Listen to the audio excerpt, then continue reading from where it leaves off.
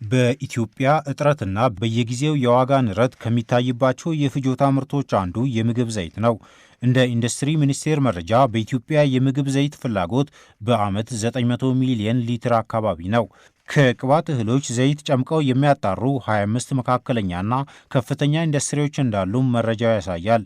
እነዚህ ኢንዱስትሪዎች ከአጠቃላይ ፍጆታው ያላቸው ድርሻ 6.2 በመቶ ነው ይላል። የፓልም ድፍድፍ የምግብ ዘይት ወደ ሀገር ውስጥ አስገብተው በማጣራት ለገበያ የሚያቀርቡ 5 ፋብሪካዎችም አሉ። እነዚህ 5 ፋብሪካዎች በወር ከ26000 ቶን በላይ የምግብ ዘይት በማምረት ከሀገሪቱ ፍላጎት 40 በመቶ ገደማውን እንደሚሸፍኑ ሰምተናል።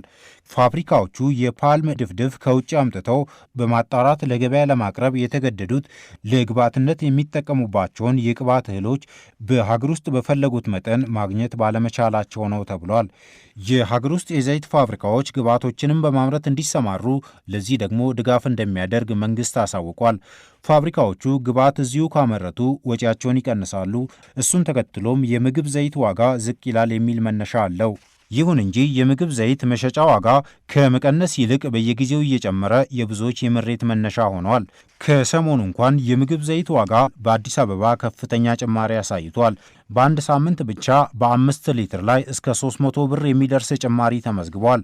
የዋጋውን መጨመር ተከትሎም የከተማዋ ንግድ ቢሮ ከመርካቶ ዘይት አከፋፋይ ነጋዴዎች ጋር በአቅርቦቱ ዙሪያ መወያየቱን ሰምተናል። ለመሆኑ የሀገር ውስጥ የዘይት ፋብሪካዎች ግብዓቶችንም በማምረት እንዲሰማሩ የተጀመረው ስራ ከምን ደረሰ ስንል ጠይቀናል። ጥቂት ፋብሪካዎች በራሳቸው ግብዓቶችንም ማምረት እንደጀመሩ የነገሩን የኢትዮጵያ የምግብ ዘይት አምራች ኢንዱስትሪ ማህበር ስራ አስኪያጅ አቶ ትልቅ ሰውለታ ስራው ግን ብዙ ፈተናዎች ያሉበት ነው ብለዋል። የጸጥታ ችግርና የገንዘብ እጥረት ዋነኞቹ እንደሆኑ ተናግረዋል። ጥቂቶቹ የገቡት አለ ራሳቸው ፋብሪካም አልፎ ለሌላም ቢሆን በኮንትራት ፋርሚንግ ቦታ መንግስትን እየጠየቁ በራሳቸው ጥረትና ልፋት ቦታ እየጠየቁ ወስደው እያሳረሱ በተለይ አኩሪ አተር አካባቢ ኩሪያተርና ዛይዳ ላይ ኢንዱስትሪዎች ጥቂት የሚባሉ ኢንዱስትሪዎች ወደዛ ገብተው እየሄዱ ነው በራሳቸው ልማት። ብዙ የጸጥታ ችግሮች ባሉበት የፋይናንሻል የካፒታል ትልልቅ ፋይናንሻል አቅም ይፈልጋል ማለት ነው። ችግሮች እንዲፈቱ በእናንተ በኩል ያደረጋችሁት ጥረት ምንድን ነው ያልናቸው አቶ ትልቅ ሰው ተከታዩን ምላሽ ሰጥተውናል።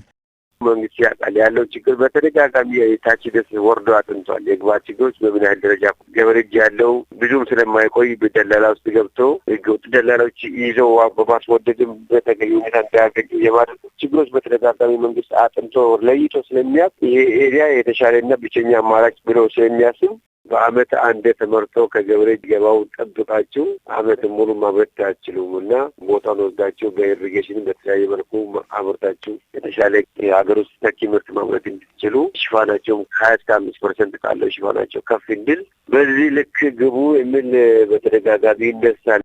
የኢንዱስትሪ ሚኒስቴርም የተወሰኑ ፋብሪካዎች ግብዓት በማምረቱ ስራ እንደተሰማሩ አረጋግጧል።